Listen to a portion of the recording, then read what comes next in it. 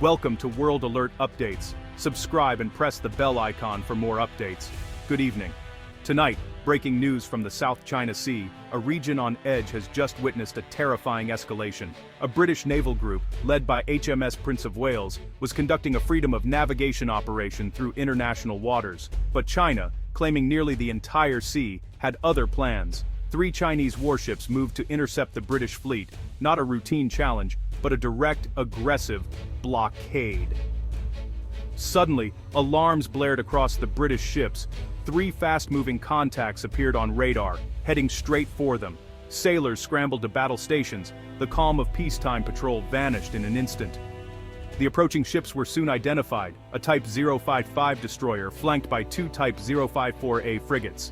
The Chinese were not on a parallel course. They were blocking the British path, drawing a line in the water.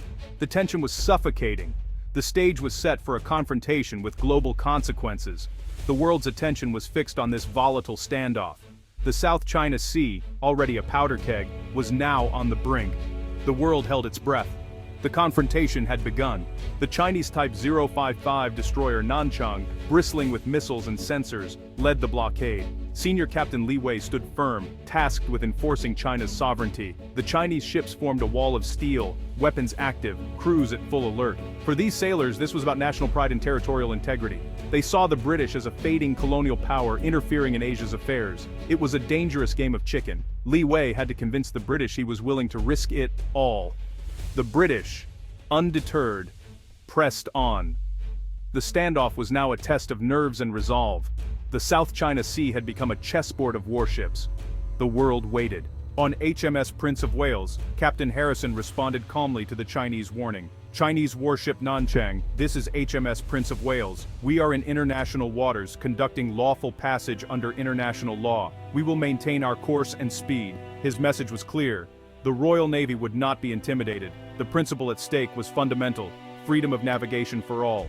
Under the UN Convention on the Law of the Sea, the British operation challenged China's excessive claims. On the world squad, oceans are not the property of any single nation. On board, the crew of HMS Richmond was on high alert, protecting the carrier and scanning for threats. Commander Eleanor Hayes coordinated closely with Captain Harrison, her nimble frigate ready to defend. The sailors knew their role was critical. If a fight broke out, they'd be the first line of defense. Captain Harrison bore the weight of command, over 1,600 lives and a symbol of British power. Retreating would undermine the legacy of the Royal Navy and embolden China. He had his orders and his duty. The lion would not be turned aside by the dragon's roar. The British ships held their course, determined to uphold international law. The world watched as the Royal Navy stood firm. The confrontation was now a test of principle and resolve. The stakes could not be higher. Britain would not yield. As the fleets closed in, the confrontation shifted to an invisible battlefield: electronic warfare. The Chinese unleashed powerful jamming. British radar and communications flickered with ghost images and static. GPS signals became unreliable, isolating the British ships. British electronic warfare teams fought back, deploying countermeasures and filters to restore their systems. It was a high-stakes duel of algorithms and signal strength. Both sides engaged in intense signals intelligence, intercepting communications and probing for weaknesses. The Chinese tried to hack British networks. The British probed back. For sailors, the digital fog of war was unsettling. Navigation and radios, once trusted, now unreliable.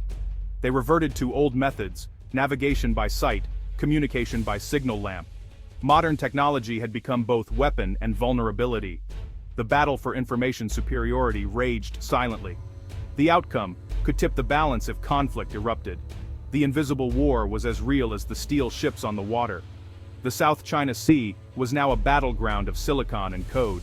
Every second, the risk of escalation grew. The ghost war continued. With electronic warfare failing, the Chinese escalated to physical intimidation. The Nanchang surged forward, cutting across HMS Prince of Wales's bow, an aggressive, dangerous maneuver. A miscalculation could have meant disaster. Captain Harrison held his nerve, refusing to swerve or slow down. The Chinese ship cleared their path with feet to spare, a breathtakingly reckless move. The 2 Chinese frigates harassed HMS Richmond, performing high-speed turns and creating disruptive wakes. This shouldering tactic was meant to intimidate and force mistakes. Commander Hayes remained vigilant, her orders sharp and precise. The close-quarters ballet tested seamanship and nerve for over an hour. The Chinese pushed their ships to the limit, trying to provoke a response. The British stayed calm and resolute, refusing to be baited. Discipline and resolve proved stronger than reckless aggression, but the pressure was mounting. Everyone knew this could not last. The standoff was now a high-speed dance on the edge of disaster. One wrong move could trigger catastrophe. The world watched, breathless. The ballet continued. As warships danced, a new threat emerged. A swarm of drones from Chinese-held islands. Dozens of small quadcopters buzzed around the British ships, too numerous for main weapons to target. Some carried cameras, others dropped mysterious objects into the water, smoke markers or simulated mines. The uncertainty was the point, forcing the British to treat every contact as a real threat. The psychological pressure was immense. British crews responded with jammers and signal rifles, downing many drones. It was a strange futuristic battle against a faceless, distributed enemy. The message was clear: China could bring a new kind of warfare to the sea. Cheap, disposable, and hard to defend against. The British held their composure, but the threat was evolving. The drone menace had changed the game. The standoff entered its third hour. The British had weathered every tactic so far. Senior Captain Li Wei, under pressure, played his final card. Fast attack craft, 4 Type 22 missile boats sped toward the British formation, armed and dangerous. These were not for harassment. They were offensive platforms simulating a missile attack. The boats split into pairs, targeting the carrier and the frigate, weaving and dodging at high speed. This was a direct, provocative act, crossing from intimidation to a simulated act of war. On the British ships, tension spiked. The possibility of combat was now immediate. Captain Harrison and Commander Hayes faced a split-second decision. Were the boats bluffing, or was an attack imminent? Waiting for a missile launch would be too late. The British could not allow the craft to get into firing position. The time for warnings was over. The atmosphere was electric. One wrong move could mean disaster. The world watched as the crisis peaked. The next action would decide everything. The gambit was in play. Fire warning shots. Across their bows, Captain Harrison ordered. 30mm cannons roared, tracer rounds stitching the water in front of the Chinese boats. It was not an attack, but a final warning. The British were prepared to defend themselves. The Chinese boat commanders, shocked, broke off their attack runs and retreated. The immediate crisis was over, but a line had been crossed. Shots fired between major powers. The Chinese warships pulled back, shadowing the British from a safer distance. The blockade was broken. HMS Prince of Wales and HMS Richmond sailed on, course unaltered. They had upheld freedom of navigation, but at a terrifying cost. On board, relief and exhaustion washed over the crews. They had faced down a determined adversary and prevailed. No casualties, no damage, but everyone knew how close they'd come to disaster. The abyss of modern naval combat had stared back. Duty had been done, but the memory would linger.